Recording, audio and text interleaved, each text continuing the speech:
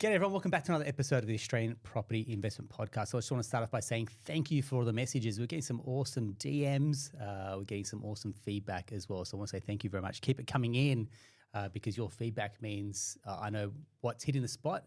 I also know what guests you want to have on as well. And today's guest, if you've listened to any property podcast, if you're in the world of finance and property, you're going to know this name, Dan Beardall from both sides. G'day, mate. How you doing? Good, mate. Yourself? Excellent. Thanks. We just said before, how is it to be on the other side of the microphone? It's funny you say that because I'm actually a little bit nervous. Don't be.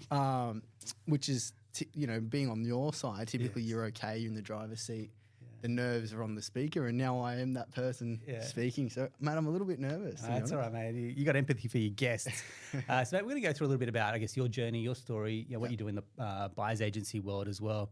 But like I said, both sides has kind of it's double edged with your buyer's agency, but also the podcast that you put out as well. And I guess that's really, I don't know, it's a podcast about podcasts, but let's go there because.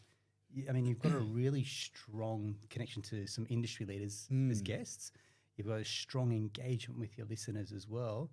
How's it been, the journey of kind of launching both sides? Mate, it's a great question. I think it's a good topic to share with those people that are, I know it may not necessarily be super property related, but the story might resonate for people in any industry you're in. So to give you some context, I just started out working as a buyer's agent, got my buyer's agency license and was working for a firm, Henderson Advocacy at the time in the eastern suburbs.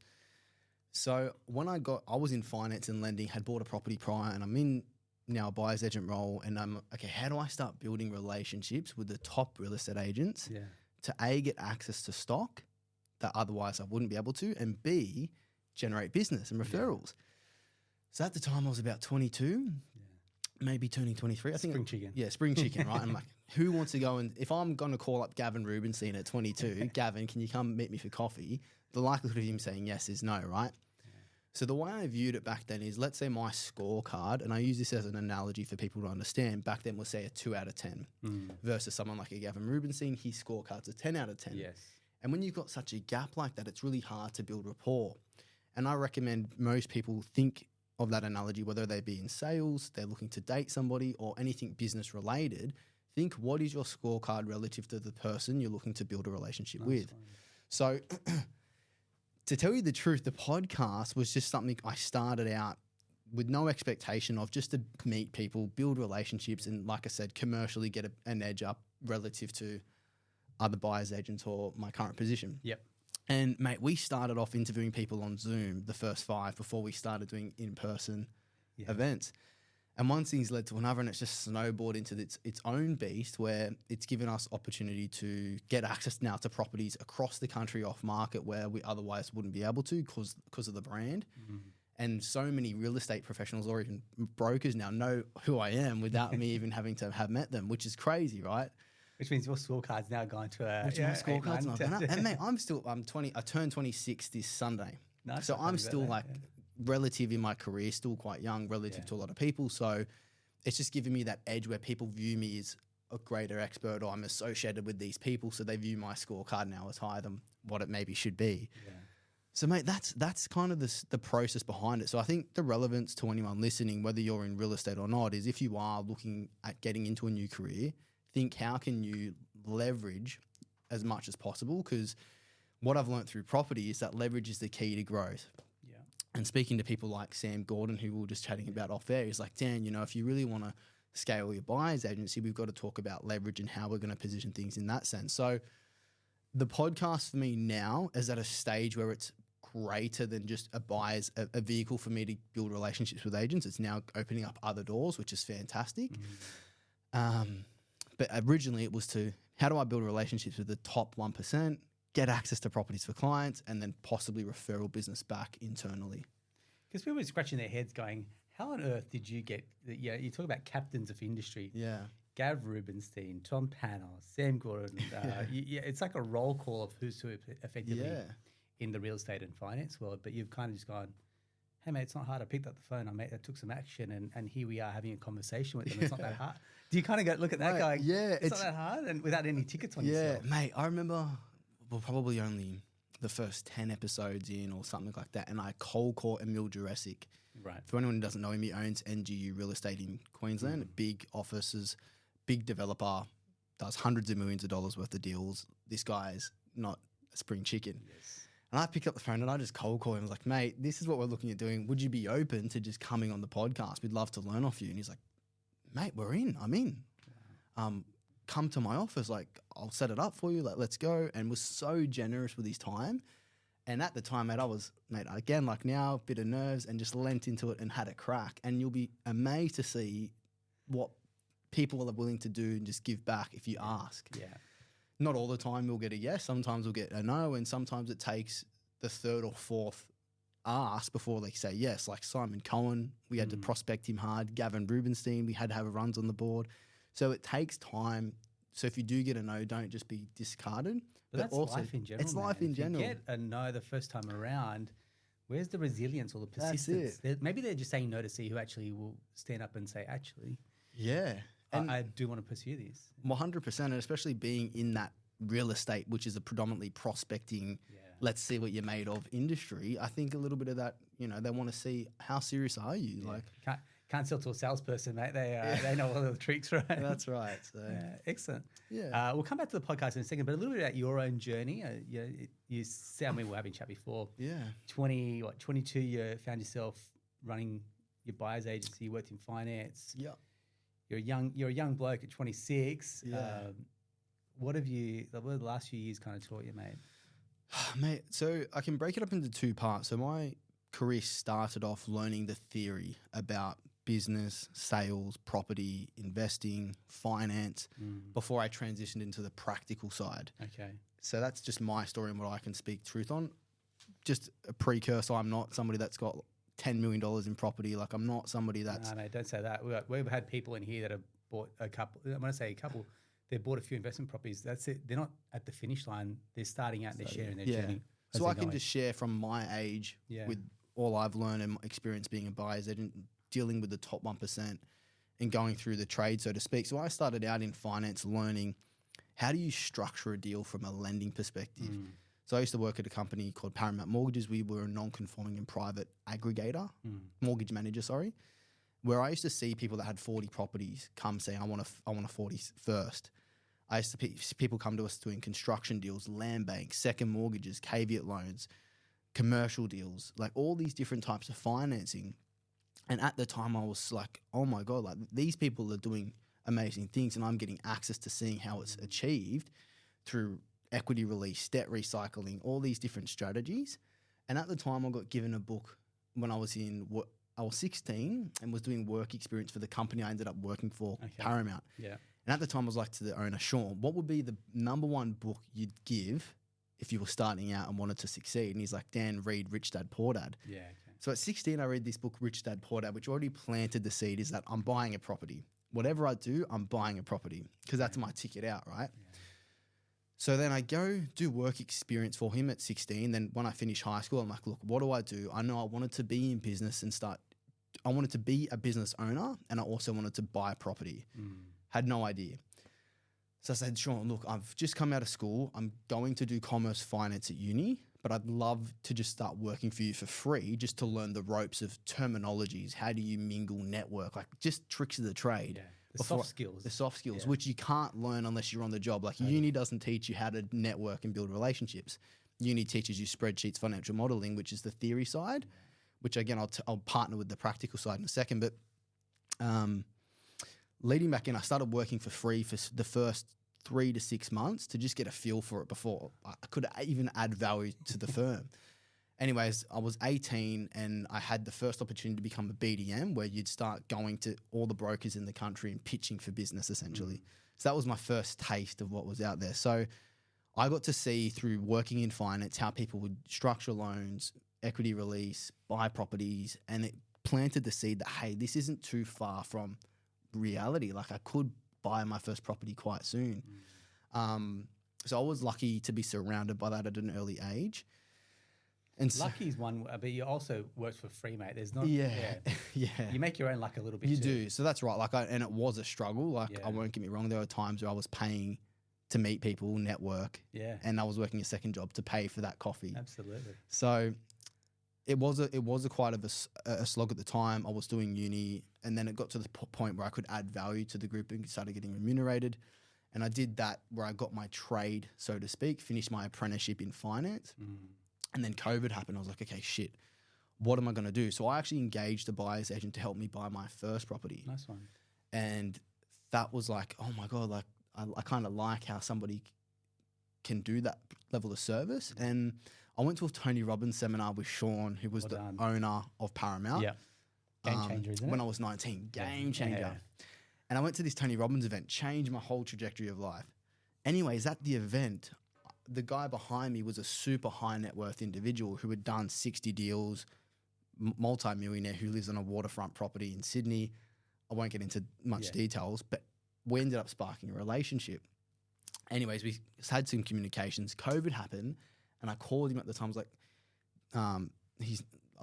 I'll pretend his name was John. John, this is my plan. Do you reckon you could help me? And at the time, because I was in finance at uni, I was learning about leveraged buyouts, how you could buy companies, no money down. I was doing loans with judo banks. I was like, I'm going to just buy a company with no money down, like leveraged buyout. I'm going to find a motivated seller who's 60, and I wanted to buy companies, right? And he's like, Dan, come to my house. And he did like a session with me and was like, help me to work out what I wanted to achieve. And anyways, one thing led to another. And through our session, he's like, what we need to do is get you to meet a guy who's the top 1% in the property space so you can start talking with the best of the best. So what you learn through Tony Robbins and dealing with the best of the best is that they only get advice from the top or the best of the best, right? If you want to learn something, you go to the best. If you want to learn how to cook a meat pie, you go to the best meat pie chef. If you want to go learn how to mow the lawns, whatever it may be, go to the best. And so he actually introduced me to a billionaire who had sold his portfolio for 1.75 billion. Right. Which at the time was like crazy. I was like, we're talking not M's anymore, we're talking B's. B's. I was like, oh my God, like there's actually a billionaire that lives in Australia? Like I had no idea. Anyways, you wouldn't even know this guy is a billionaire if you met him. And he's like, Dan, if you want to get to where you want to be, you need to learn property. You need to learn how to find a property, what makes a good property from a bad. He's like, essentially get your real estate license. So you've got your trade in finance, which is great because at the time I wanted to be a developer. Apart from buying companies, my goal was always become a developer. So he was like, Dan, if you want to learn to become a developer or do options where you use a different form of contract where you do an options contract, etc., you got to learn how to find deals. It's all good and well to have this theory, but you need the practical side. So his advice was go get your real estate license, go work for somebody who's the top, surround yourself with the top, and then learn for your own self how to discern a good deal from a bad. So that's kind of the path that led for me. So I'd spoke to him. I did some work with this guy that was the high net worth mentor for me. Kind of privately as his accountant, financial advisor, so to speak, just with his current portfolio, and just learned his habits and tricks and how he dealt and did business for 6 months before I transitioned to real estate. Wow. And another coach of mine at the time, Jeff Jowett, was also a coach to Jack Henderson, who owns Henderson Advocacy, which is a very large investment buyers agency. And he's like, Dan, have a chat to Jack. And one thing led to another. And that's how I started in the property space. So did some time with Jack. For whatever reason, it didn't work out. The fit wasn't right. But I learnt a lot. And Jack at the time was, although he's young, was extremely good and worked 100 hours a week and was networking with the top 1%.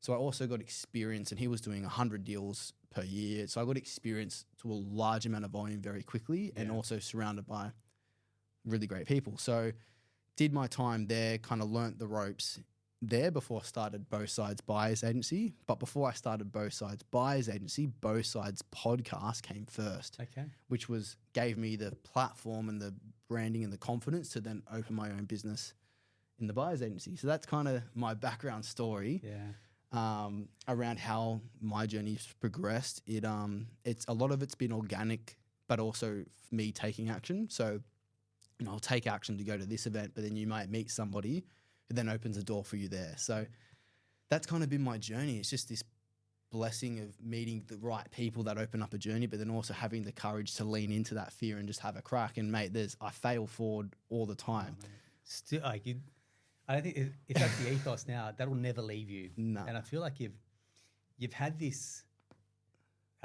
rhythm in your life where it's like, nothing ventured, nothing gained. I'm going to do a little bit for free or cut my teeth as an apprentice, and that then supercharges your growth. So it's almost like you slow down to speed up. So look at the finance part.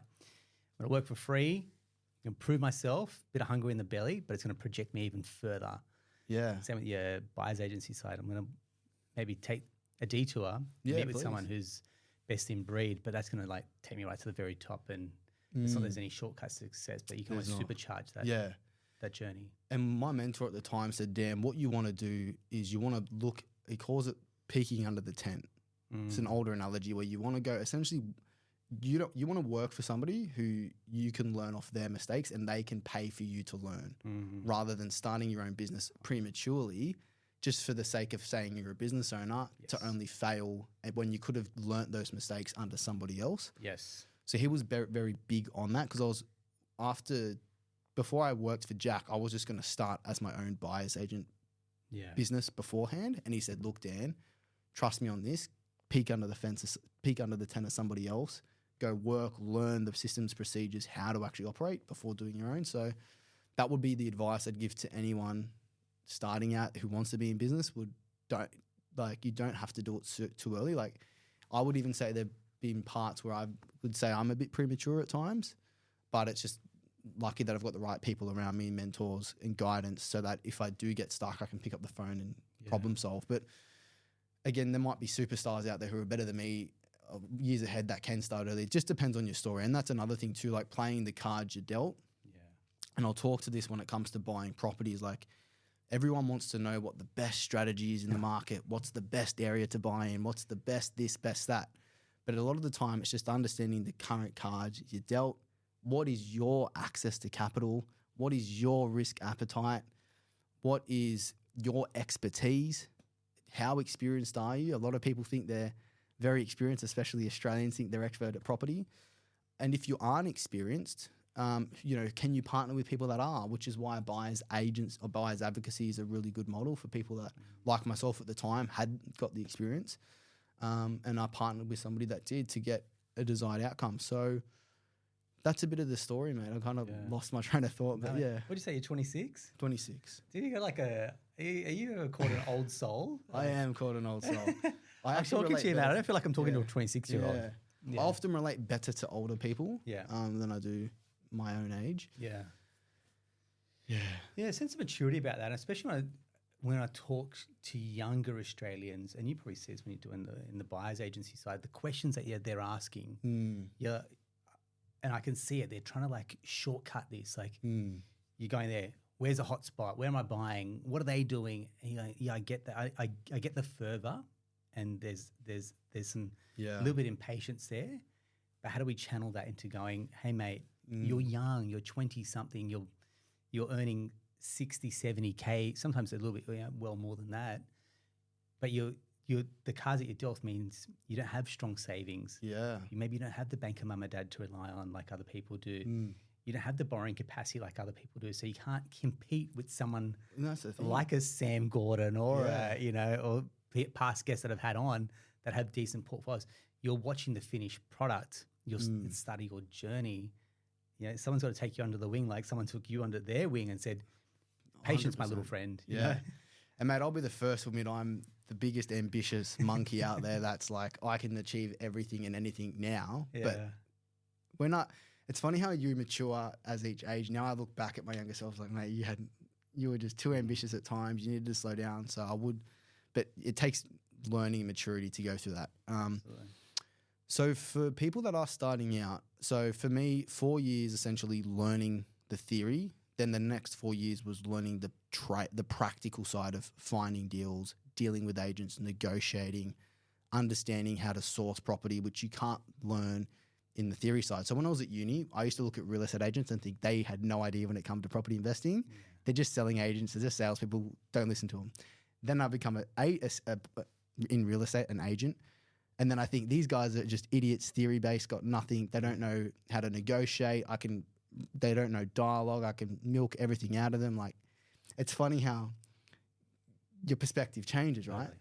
And then now I've kind of got this holistic perspective, and mate, I've only just scratched the surface compared to what is out there in terms of information. Like, I'm only 8 years in versus people that are 10, 20 years in that have a lot more experience than me. But what I would say to anyone that's starting out is like kind of what you said, it's okay. So play the cards you dealt, and there's no harm. Like, I often see people that are premature to buy trying to rush the process, and it's okay to not buy at 20 or 19.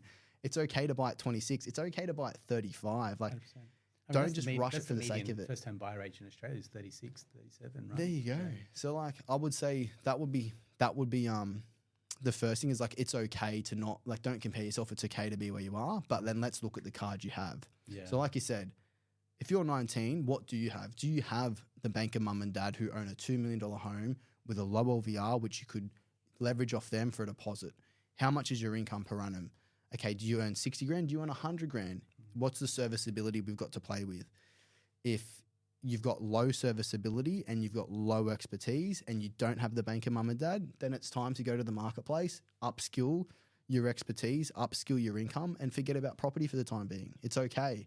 Or if you have the banker mum and dad who can help with the deposit, you're earning 100 grand and you lack expertise, that's when a buyer's agent can come into play and help you buy and get in the market. So that would be my kind of thing, is just step one is don't worry about the hotspot, where to buy, the strategy. Focus on what's your current capacity from a serviceability, your access to capital. And then from there, who are the right experts that can guide you into just the first deal? Well said. Yeah. Hope that makes sense. Hey, it makes excellent sense. Well done. And I want to talk about the buyer mindset, because I talk heavily around you. Again, you're probably big on this as well. The buyer mindset. I say there's two types of buyers. It doesn't matter if you're buying your own home, buying investment. There's the active and there's the passive. Yeah. And there's things that differentiate them significantly. And you can see the people that are active. A couple of telltale signs to me is, one, they want to get pre-approved. Yeah. Yeah, it's no brainer. Others are like the passive ones are going, oh, I'll keep looking and I'll get pre-approved down the line. Like, come on, mate, you're going to cause more stress for yourself as well. And you can't actually negotiate. Most buyer's agents won't even take you on as a client unless you're actually pre-approved. Yeah. And then it's like the strategy. Then it's, okay, what are we buying? But not the first one. Then we're thinking, this one happens. What happens down the line as well around future borrowing capacity, around releasing equity as well. So when you're sitting down with someone and you can quickly figure out and filter for who's an active versus who's a passive, what are the other telltale signs that you're looking for? It's a great point you bring up. So from a buyer's agent perspective, I would see somebody only being an active buyer if they're out in the marketplace, calling 100 agents a day, sourcing off markets. They're inspecting 100 properties a month. They're actually doing the activity it takes to find a deal. You could be pre-approved, scrolling realestate.com. To me, that's passive investing or buying. Anything that's real estate, if you're just scrolling realestate.com, that's, so for people that are thinking about becoming a buyer's agent or wanting to find a deal or wanting to succeed, scrolling realestate.com is not an activity that's you do to get there, in my opinion, from the people that I've learnt from and from doing it myself. So I think there's a big gap between what we think is active and passive, and that I think if I could share with people out there, if you actually have the desire to buy a property, you need to be doing the basics that lead to getting you the best outcome, which is having coffees with the top agents in the suburb you're buying into. If you can't have coffees with them because your scorecard's too low, you're not a developer, you're not a buyer's agent, you're a 2 out of 10, a random, a 19-year-old, that's okay. What's the next best alternative? Meeting the associate. So just be creative with doing the activity it takes. So you need to be having appointments with agents, picking up the phone and calling. Scrolling realestate.com is a passive way of getting a feel for the marketplace. You're not an active buyer yet, in my opinion. Yeah. Even if you have a pre-approval, if you're passively scrolling, it doesn't lead to a result. So that would be my share. And it's okay. Like, if you don't have the formula, you don't want to, you're scared to pick up the phone and it's not the right fit, again, buyer's agent can help you. But I think there's a big gap between what people think it takes to get the right result. But the good news is when you do those simple basic actions, the result's so much easier than you think. Like doing those actions can be very scary for people, but just once you do them, the results become easier than what you think they are. You've just got to do the work. Yeah. That's why they call it the work, right? Yeah. And it's hard. Like even, mate, there are times where I'm sourcing and I'm calling agents in areas that I don't want to be calling them. And I'm like, mate, this is a grind. I don't want to be doing it. So it happens. It's happened and it's okay. Yeah. By a brief, how do you take someone that's got, I want to do this, I want to develop, and a bit like where you started, it's a bit scattered going, I want to develop, I want to do this, I want to go and build a portfolio, easy target. Like, how do we distill this down to a very clear brief that both sides can deliver on? It's a great question. So I'm fortunate because of my experience and my access to the top information. I can quickly, if anyone could come to me with their scenario, and I can pretty much on the spot know what a good strategy would be for their situation. And you've got two really good skills because you can see it from a property side, but also in lending quickly side. going from a finance side. Can this even stack up? Yeah, that's right. So the four main things I want to know with a potential. So if anyone's an apprentice, if people are new in their property journey in terms of strategy, number of properties they own, then I want to look at things like the access to capital, how much capital growth they're looking to be holding. Are they a passive investor or an active where do they want to do a renovation, a flip, or do they just want to buy, set and forget, let the location do the work? What level of rental income can they afford to hold? Yeah. It's all good and well to want to buy these blue chip capital growth properties, but can you afford to have the negatively geared portion? And at what expense does that impact your ability to still have a good lifestyle, or how much does that impact your ability to be in a higher affluent location? So it depends on what your goals are, not just as an investor, but commercially outside of property as well. I think it's really important.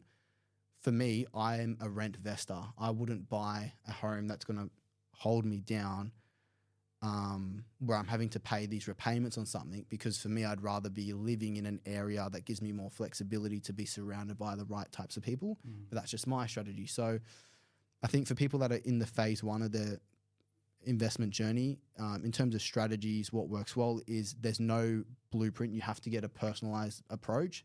And that personalized approach is what's your access to capital, number one, how much deposit and debt can you service to buy a property?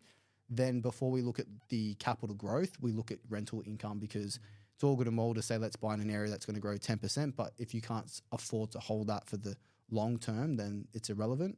So I look at the rental yield, then I look at the capital growth, and I want to maximize the capital growth for our passive investors based on the land and the natural performance of the region. Or if you're an active investor who's a bit more aggressive, well, then we're looking at a property that we can potentially flip or add value to. And that approach, I think, really only suits people that are within the industry. So if you're a builder, go down the active. If you're in lending or in real estate, you can consider active. If you're outside of industry, I would suggest start with passive, because active's a lot harder than it's made out to be. Well said. So, yeah, man, that's kind of my blueprint, is personalize a strategy for each people at the beginning. Then when you start, if you're a buyer's agency and you're doing heaps of deals, then you have to start having a cookie cutter blueprint, because there's only so many. You have to start thinking commercially, because at the end of the day, buyer's agency is a business. And you got to think, what if I've got 40 clients, I need to have properties for 40 clients that I can buy in a timely manner. So I might create a strategy for the sake of it being easier for me as a business to facilitate a purchase for this client. So sometimes the bigger the buyer's agency, it loses the personalized approach, because they can't be as bespoke, which is okay, because there's a segment of the marketplace for having a generalized strategy that can suit majority of people. So if we've got people that on average need to buy between 700 and a million, or 500 to 700, there's a general strategy that could suit a general mass of the population. However, in terms of opportunity cost, what's going to be the best personalized strategy? Then maybe a boutique firm could suit you initially. And then the advanced people, like I'll have people that have that, when you become a lot more advanced, it's not about having a personalized strategy or a blueprint. It's about finding a deal. If you find me a deal that stacks, I'll find the money. In the beginning, it's you've got access to limited money. We've got to use that money best we can to find a deal. Versus when you get advanced, if you find a good deal, I'll find the money. Yeah. So it switches. Absolutely. So there's kind of like 3 stages. At first, it's a personalized blueprint. Then it's kind of like a general blueprint that suits just because I need to access stock and you need something that's repeatable. Yeah. And then when you become advanced, it's not about, because you have so much expertise or access to funds, it's just about finding a deal that stacks. It could be buying anywhere, any investment type. They're not bound by a strategy. They just find me a deal, I'll find the money. Cool. Yeah. Nice one. I appreciate it. Yeah, thank you very much. I want to ask you a question. I've done a small video on this, and I'll say it again if you need me to repeat this, yeah? You've interviewed a lot of people around the Australian property market, top talent as agents. When you look at the Australian property market, do you think it's unaffordable, i.e. borrowing capacity and deposits now lock people out? Do you think it's unattainable based on like a house price to debt, like income ratio? Yep. Yeah. Do you think it's unachievable? Like people think they can never get in? Yeah. Particularly say younger Australians? Or do you think it's underquoted, i.e. the listed price to the sale price? It's a great question. So for me, my lens is I'm somebody that's entrepreneurial, commission-based, no capped income, super ambitious. And for me, I don't want external influences to dictate what I can achieve. Based on that, everything you just said is irrelevant to me. Beautiful. However, for someone who's maybe a PAYG, they're not as ambitious. That's just not who they are. They want to have a good life with their family. They don't want to work 6 days a week. They're happy to work 9 to 5. Maybe they're a nurse or a teacher, and that's great. I can't comment on that because that's not me. And for them, maybe it is unaffordable. Maybe there is a ceiling. So that's the trade-off, I guess. So for each person, it's a different response, right? For me, it's like, well, it could be unaffordable now, but you know what? I'm going to work my ass off to make sure it's not. Because at the end of the day, we are the alchemist of our own lives, and we don't set limitations. Like a lot of this chat's just to limit your mindset. And what I learned from the best people is they don't listen to interest rates. They don't care. Like people ask, well, what do you think is happening in the marketplace? What's happening here in the top 1%? They don't care. That's not even in their radar. They're just focused on their vision, and they're working to get that. And it will fall into place. Sometimes you fail, sometimes it goes well, but all in all, they go forward. Like they don't listen to the noise, the news. And if I could have scripted an answer, it would have been pretty much like that. And that's what we're talking about. Yeah. Property buying, whether you're buying your own home or investing, it's decision-making and action-taking, right? So none of that insinuates waiting for the right time, worrying about rates. Mate, the perfect time would have been, when we were far too young to be buying property, right? Yeah. So you can't change the time that you're in the market, but you've got all these variables that you could. I mean, I've seen young people move into state, to get a lifestyle, and they can get into the market as opposed to being locked out of the Sydney market. I'm like, that takes some kahunas to chase a property dream, but they've got to zig when others are zagging. And that's the thing, man. Like, I've got a few clients now where their parents are very big on don't rent vest, buy your owner occupied in Sydney, because if you don't, you're going to be priced out. But for them, where they can afford to live in Sydney for their money doesn't suit their goals. And for them, maybe buying out of state an investment property and then renting in the location they desire to be is that sweet spot for them. So, I guess it's, another thing, I've got a client who's my age, we were doing a deal for 4.8 million, my age, with a 2-year settlement. Like, this is how he knows his North Star so well that we are now going outside of the box to create this reality for him, whereby we got an offer and acceptance for a 2-year settlement on a property because he's that aggressive on making it a reality. So for him, the comment of affordability is not even, I don't care about affordability. I know what I want to achieve, and I'm going to put my balls on the line for it. Yeah, I might fail, but you got to have a crack at some point, right? So we're working towards something, mate. You can't take anything away from. But again, like, not everyone's like that. That's okay. Yeah, that's okay. Yeah. our whole office listened to your interview Oh, really? at Big G, right? Graham Oh, yeah, Hyde. Graham. I'll include the link to that. I mean, you did quite a few episodes with Graham. Good mate, obviously a legend in the finance industry as well.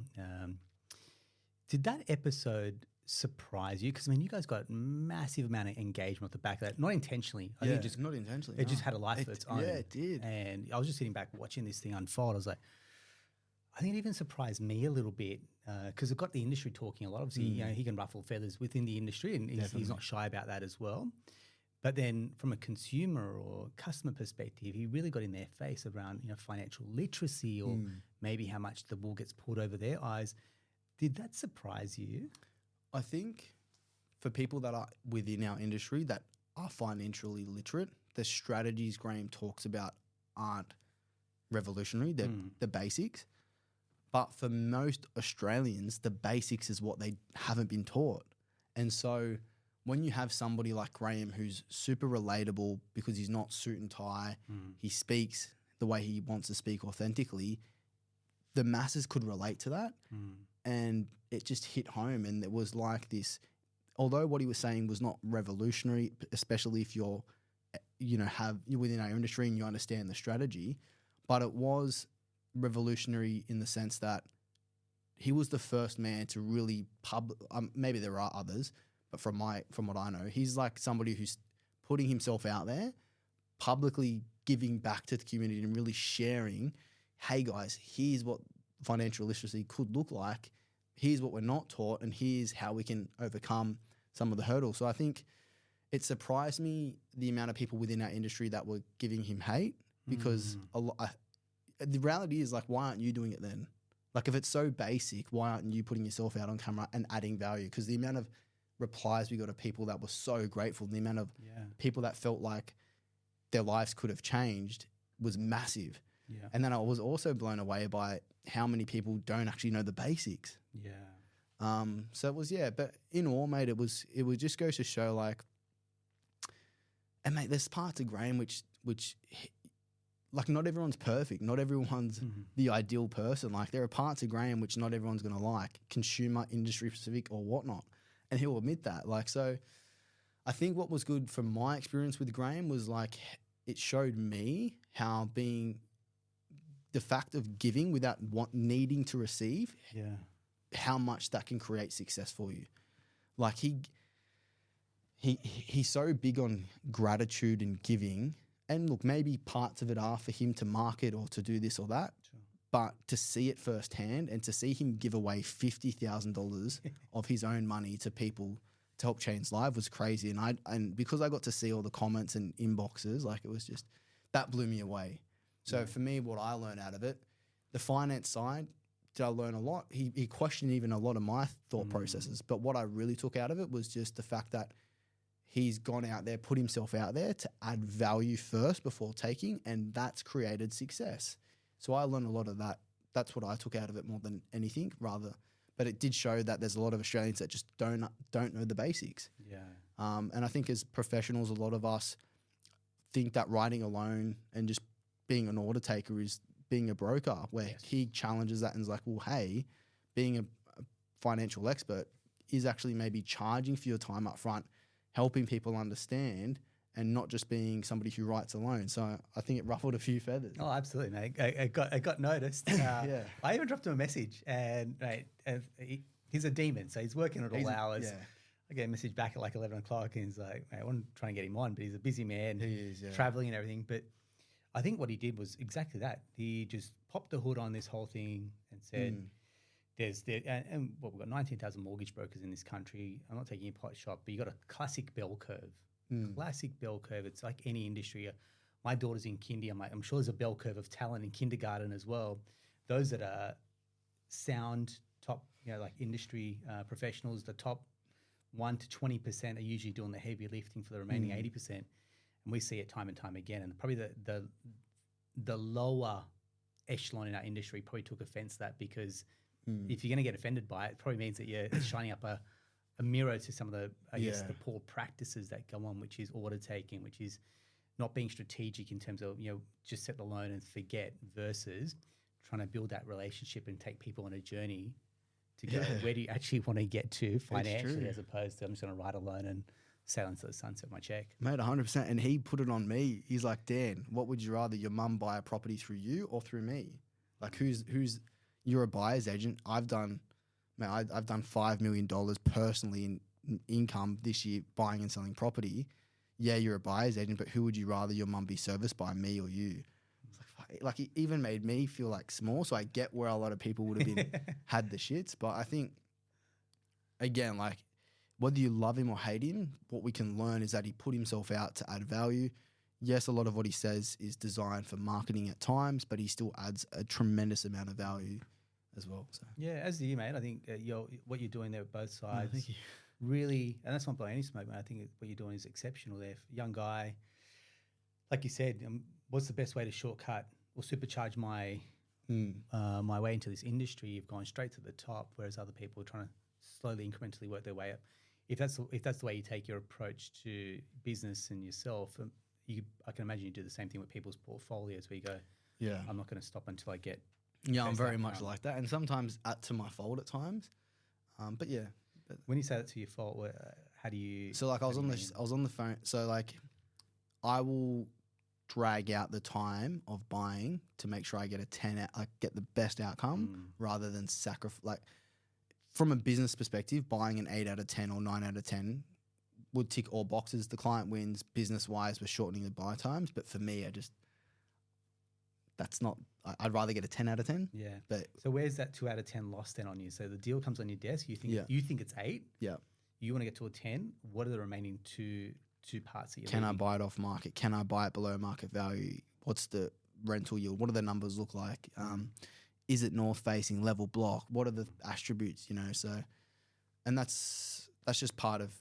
Eventually, if I grow the business, I will have to sacrifice just as a bit. Like, it gets to that point where you're going to have to. It comes back to like getting a strategy that can suit the masses. I think it will get a point in that conversation where if I choose to be that big, I will have to.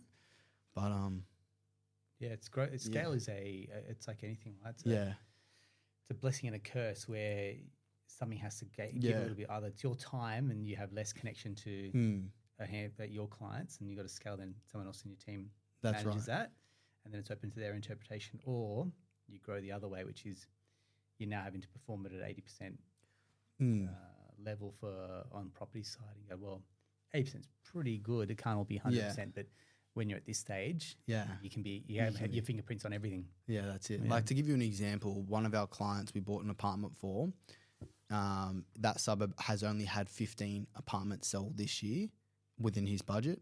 Out of those 15, I would say only 10 would be suitable. So there's not much volume of supply, right? So as a business, I couldn't take on 3 clients that wanted to buy that same type of asset. Although that asset is like a 10 out of 10 in terms of performance and the strategy, there's just, from a business perspective, that strategy can't be used for the masses because of the limitations around supply. If that makes sense. Yeah, cool.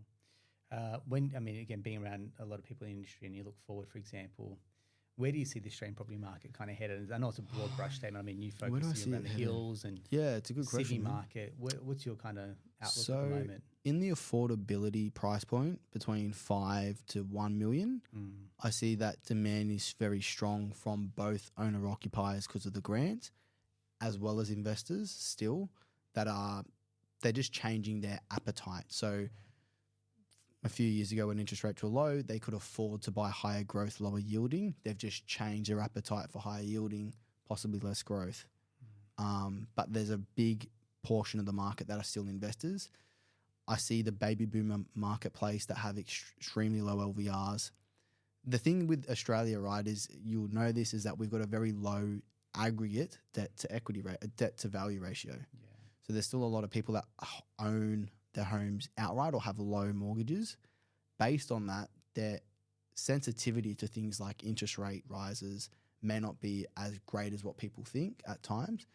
But let's say the affordability price point, the challenge we're seeing is that there's just not as much volume of supply as what we thought there would be relative to the level of hurt we would have thought there would be in the marketplace. But off the back of that, due to things like migration and build costs being so high, we're not building enough to meet that demand. there's still a lot of grants. There's still a lot of demand for people buying in that affordability price point. So although there is higher levels of interest rates and what have you, I'm still seeing a lot of growth in that price point. However, when we start going from 1 to 2 million, it's slowing down in the amount of buyers per property. Okay. So like I was at an auction on the weekend, they wanted 2 to 2.1. The highest bid was 1.7. Yeah, right. So that is starting to be the case. But that vendor, being a baby boomer, may just pull their property off the market and not sell. And if that becomes the case where we're seeing a lot less buyer demand and prices coming, people not wanting to pay market value or a premium, I would say that stock levels will retract even more than what they are based on people wanting to retain holding their asset, which in Australia we're taught to sell your car, reduce the holiday, reduce your expenses before you sell that house. So that's my opinion, but it's just my opinion. Yeah, I mean, I'm cool with opinions. So in that example, you said you went to this auction. Yeah. They didn't want to sell it at 1.7. Were you there on behalf of a client? Yeah. At that point, are you thinking about negotiating, or is that at that point? How did that? So as an example, the thing is, for that property, they're stuck on that price. Like they're not going to come to the price we want to buy at, and that's just the reality. Then due to their motivation to sell, so it comes down to people's motivation. But what I am seeing in the marketplace more regularly is a lot of divorce, and people now for whatever reason, when you go through selling divorce, it can either go two ways. It can go through the solicitors where they have to go to auction, or you can't buy it prior or pre or off market. Or then there's sometimes where you get divorce deals and they're just so fed up. They're like, I can't deal with my partner anymore. Just sell it off market. Like, I don't want to have open homes. People just get rid of it. So you've got people that there will be opportunity, but the challenge we're seeing now is stock levels are low, build costs are up. The gap between developers' margins aren't as strong as what they have been as well, which is hard for people wanting to flip. And I think flipping is also, it's unknown where the market will be when the market's going to be. You want to list this property and sell it. That's probably the biggest issues that we've got at the moment. Like any small scale developments or renos, really to flip, tough. That resaleability. It's like, what market are we going to be in when you sell it? Obviously, you want to be the eternal optimist. There's got to be a sense of reality going. 100%. 13 rate rise and the property market hasn't slowed down. We're talking potentially one more rate rise, and I don't think it'll be a straw that breaks the camel's back. But certainly we'll put the screws on 100%. a lot more households as well. 100%. So it's a combination of factors, mate. But interesting. It makes our lives interesting. It does. Matt, I'd hope. Like I've got a few people that I'm looking at flipping as well, and it's like we'd love to see the market change for that sense, but.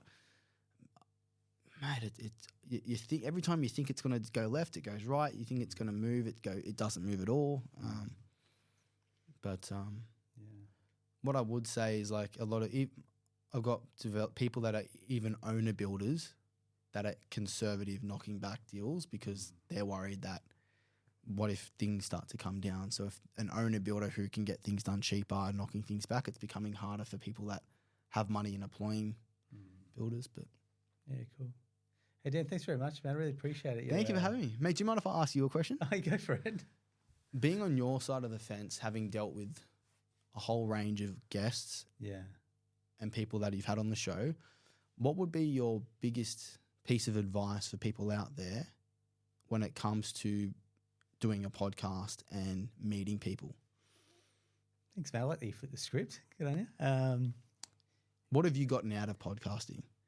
I mean, like similar to yourself, I get to sit in front of so many people. So the 10,000 hour rule, I'll crack that, right?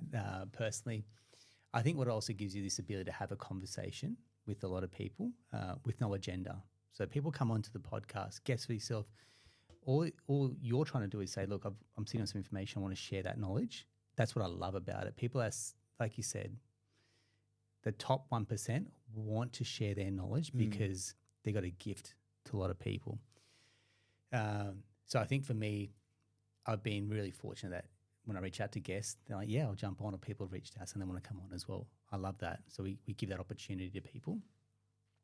What I've learnt is, I keep coming back to it, action taking. And so when you talk about, and I would have looked at it from a podcast perspective, I think they say 90% of podcasts don't go more than 7 episodes. Yeah. There's something along that line. I'm like, I just had to crack past 7. I'm like, I'm in the top 10%. Yeah. And then I went a very, very long time without even looking at our stats around engagement. I didn't want to know. I just wanted to help. And I got challenged on that, which was, hey, mate, but if you can amplify this and you can help more people, then why don't you want to know your stats? And why don't you want to know what's working and what isn't working? So again, I kind of said, all right, well, I'll double down and see what's working, and went into our statistics, went into our downloads, went into our engagement, and said, okay, how do we focus on this a little bit more? You know, you tweak with the SEO, or you tweak with the titles or the thumbnails. And so what got you to this point doesn't work to get you to the next level of growth as well. And then I think it was a really good episode that I had with Jamin Fraser, life coach. So a little bit left of center. And one of his big things was, what game are you playing? And Ooh, I love that. You know, initially you think, oh, Stephen Bartlett's like the be all and end all of like podcasting. Yeah. It's like, well, I don't want that. And why am I chasing that? So do I edit the videos to be like that? And I was like, no, mate, all I want to do is have a meaningful impact on property investors to get them to the top 1% of property investing. I want to be part of their journey. I don't want a 30-year mortgage. I want to enjoy time with my kids. I want to travel, and I want to build a property portfolio that when my kids look back at me, they're like, holy shit, you did something with your life and the money that you earned. I'm like, yeah, this is the game that I'm playing. And it gave me pure clarity on that as well. That's beautiful, man. Oh, thanks. What game are you playing? I love that. Yeah. That's why I keep coming back to the episode. People are like, obviously everyone, they're like children. You love them, but sometimes one's more equal than the other. And I say that episode to me was really kind of hammered that home, which is, it goes for investing in property. If you're investing just to tell your friends how many properties you've got, you're playing the wrong game. If you're trying to build a business to then drive an expensive vehicle to show that you got wealth, you're playing the wrong game. Maybe that's the game that you want to play, no judgments. But those games get found out pretty quickly as well, because the gloss wears off, the bills stack up, the team issues stack up, the client issues stack up. A nice car means diddly when you're trying to put out all these fires. 100%. Mate, that's well said, man. Do you mind if I ask what would be your best piece of advice to me? Selfishly. Nah, go for it. I'd say you don't ever give up, and I think that's something that you've got in spades when I speak to you. I've heard you. There's a sense of persistence and resilience, and you're young. So for me, I'm like, use that time to your advantage. Tell you what's young. Buy properties. You'll never regret it. For example, surround yourself with winners. And I think you'll gain a lot of new friends, which means you might lose some old friends as well as you mature and go on this journey. Some people just won't be on that journey with you. Did that happen in your journey? Yeah, absolutely. And it's not that it's like I'm better than anyone else. It's just like I headed in a different direction, and I had to kind of change the network or the people around me to go, I want to be around like people I want to be a small fish in a big pond. And I sit around a lot of brokers, and they just want to complain about how long it is to sit on hold to Westpac. I'm like, that's not my problem. I want to be around top talent. I want to be around people that are making big changes. I want to be around people that are hiring team that then you have an impact on their lives and their families' lives, and that ripple effect gets bigger and bigger. So when you're hanging around people that want to complain about stuff that they can easily change or control, the amount of times I speak to people, I'm like, you can go and buy more property. Oh, but then this, I was like, I can't hear this anymore.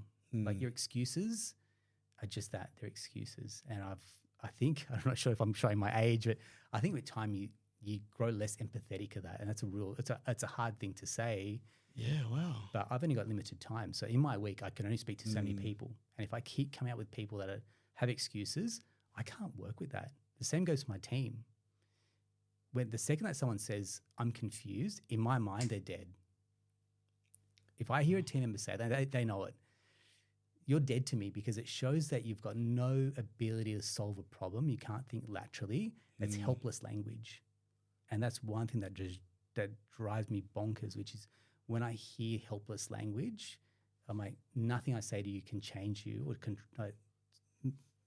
not even motivate you. You just can't move the dial because you want to be stuck in this helpless state. And so when people come and go, oh, the market, I was like, are you kidding me? I've helped young people get into the market. I've helped 6-year-olds get into the market. What's your excuse? And I've got a really low tolerance sometimes for excuses and BS. Yeah, wow. Yeah. Well, mate, it sounds like if I was in your situation, I would too. You just pick your battles, mate, Yeah. after a while. And I think at the start, you take as many coffee meetings as you can. You get in front of as many people as you can. And after a while, then you value your own time a lot more, because I've gone from being the hunter to being the hunted now. So I can't take meetings at the drop of a hat. I can't be on phone calls at the drop of a hat.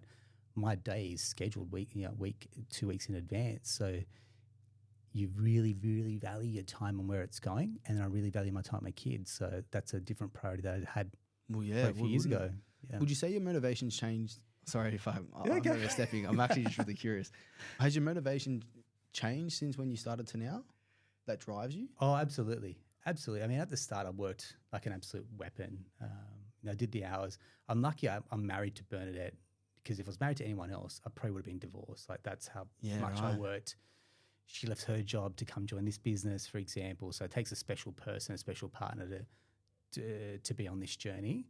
And she's put up with all sorts of shit, right? Like when the business wasn't going well, wasn't making any money.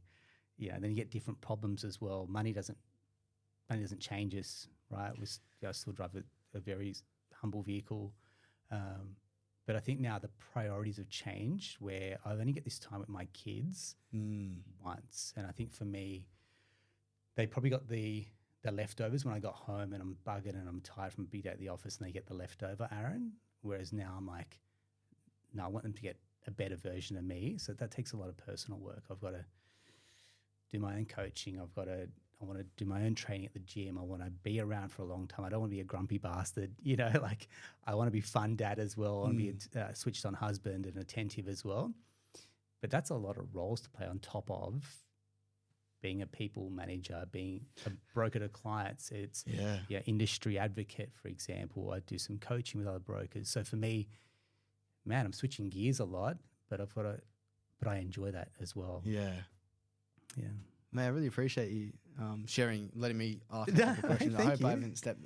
Don't say that at all. I love the energy, mate. And like I say, for all our guests, if you're interested in reaching out to Dan, talking about property investing, building a portfolio, we'll include the details to both sides as well. Also, I'll give a mad plug to your podcast. I think you're doing some amazing things, particularly that episode with Graham.